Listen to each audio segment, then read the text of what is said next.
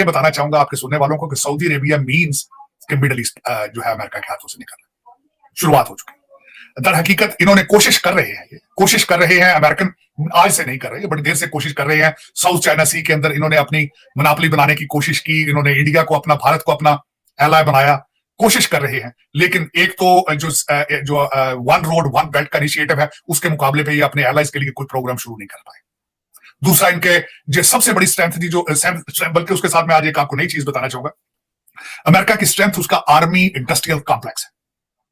उसके दो सेटबैक इस वक्त पूरी दुनिया के सामने आ चुके हैं। अमेरिका की लो इन्वेंटोरी इन द आर्मामेंट्स।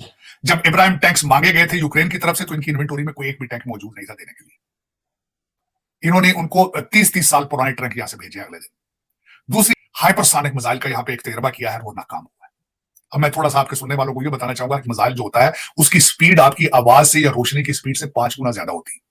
तो जब इन्होंने मिसाइल वो ट्राई किया है, तो वो डाटा पीछे कम्युनिकेट नहीं कर रहा था इनके कंप्यूटर्स के साथ। तो इट वाज अ फेल्योर और वर्ल्ड इज वाचिंग इट। उसमें फेल्योर तो होते रहते हैं मिसाइल, कोई ऐसी बात नहीं। और दूसरी आपको बात ये बताना चाहूंगा कि पिछले 2 साल के अंदर नॉर्थ कोरिया ने 77 मिसाइल का तजर्बा किया, 77 मिसाइल मारे। और इसके बाद आज ये जो आप बात कर रही हैं, ये सारा देखने के बाद अभी तक being sitting in the Washington DC, किसी थिंक टैंक से मैंने नहीं सुना, किसी government official, Biden administration, Obama, बल्कि बाइडेन इस वक्त नहीं, ओबामा थर्ड टर्म चल रही है, किसी जगह, किसी वॉल स्ट्रीट जर्नल पे मैंने नहीं सुना कि इनका काउंटर प्लान क्या है। कि डॉलर जब ऑयल बिकेगा दूसरी करेंसियों में, जब मुल्क, बल्कि वो कर रहे हैं, भारत ने रुपए को प्रमोट कर रहे हैं इस वक्त, 33 countries they are accepting rupees as a currency. तो जब अभी तक अमेरिकन नशे में चूर है, बिल्कुल कोई तवज्जो नहीं। यानी 33 countries are ready to trade except rupee as a rupee. हाँ, और दूसरा, इस वक्त जिस तरीके से China is growing their influence, the way they are flexing their muscle, बल्कि यहां पे सिर्फ एक बंदे की तकरीर से अगले दिन मैंने सुना था, सी पैक के अंदर डोनाल्ड ट्रंप ने अपनी स्पीच में कहा था कि अगर मैं प्रेसिडेंट होता तो मैं चाइना रशिया को इकट्ठा ना होने देता। लेकिन आज वो इकट्ठे हो चुके हैं। आज 2 सुपर पावर्स इकट्ठी हैं, और ये सुपर पावर का टाइटल अफगानिस्तान में जो $85 बिलियन का असला फेंक के 17 बच्चों की लाशें उठा के निकले हैं, they should be ashamed to call themselves a superpower, the sole superpower of the planet। मेरे ख्याल में they have lost their title और they are okay with it। उनको कहते हैं we are not interested in। उनका अपना socialist agenda है। वो कहते हैं कि देखें, उन्होंने मैंने बताया था, इंटेलेक्ट को भी आउटसोर्स कर दिया है। हर बड़े इंस्टीट्यूशन का सीईओ जो है वो इंडियन, भारतीय निजात का है, and they are okay with it. Business वो कहते हैं हम उठा के चाइना से इंडिया ले जाएंगे, वो भी कर, बल्कि बिजनेस तो आगे किस में करेंगे, कोई चीज एक्सपोर्ट करने के लिए, जब आपके मिसाइल भी ना चल रहे हो, जब आपके अपोनेंट जो है यूक्रेन के अंदर मर्जी कर रहे हो, अफगानिस्तान जैसे मुल्क से आप जलीलो ख्वार होकर निकले हो, तो आपका कौन सी इकोनॉमी है, कौन सा आपकी मिलिट्री इंडस्ट्रियल कॉम्प्लेक्स के हथियार कौन खरीदेगा?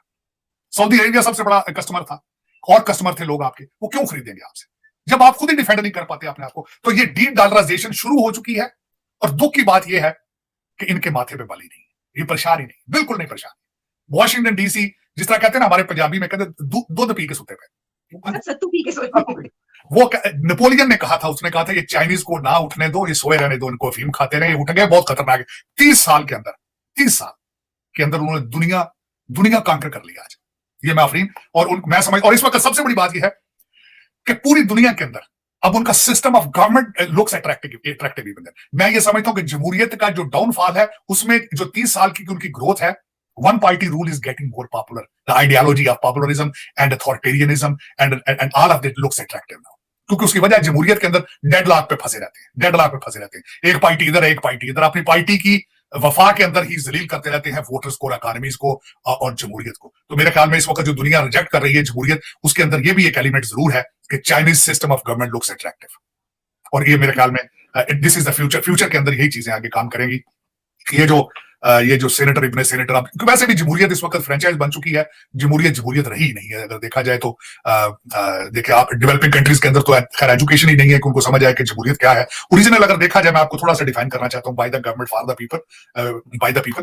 कॉन्सेप्ट ये था कि जमहूरियत एक इसको सिविक ड्यूटी, सिविक सर्विस समझा जाता था। लोग पहले सक्सेसफुल बनते थे, कामयाब तरीन लोग होते थे, रिच मैन्स क्लब है ओरिजिनली, फिर उसके बाद वॉलंटियर करते थे गवर्नमेंट के लिए, पैसे नहीं बनाते थे यहां से आके। अब आप देख लें कौन सा सियासतदान ऐसा नहीं है जो पैसे नहीं बना रहा है, इंक्लूडिंग जो बाइडेन ने 50 साल सेनेटर रह के इस कारोबार, जमहूरियत के कारोबार, सियासत के कारोबार से अपने बच्चे पाले हैं। इसमें से आके बच्चे नहीं पाले जाते, इसमें आप पहले सक्सेसफुल होते हैं, फिर वॉलंटियर करते हैं टू रन द गवर्नमेंट। लेकिन इस वक्त जमहूरियत बिल्कुल खत्म हो रही है, अथॉरिटेरियनिज्म, पॉपुलरिज्म और ये सारी चीजें इस वक्त पॉपुलर है मेरे ख्याल में, लेकिन इसकी बाय प्रोडक्ट है डी डॉलराइजेशन ठीक है। इस वक्त। और मैं जो जिस कंट्री में बैठा हूं, अफसोस की बात, काश उनको इस चीज की फिक्र होती कि हमारा फ्यूचर क्या है।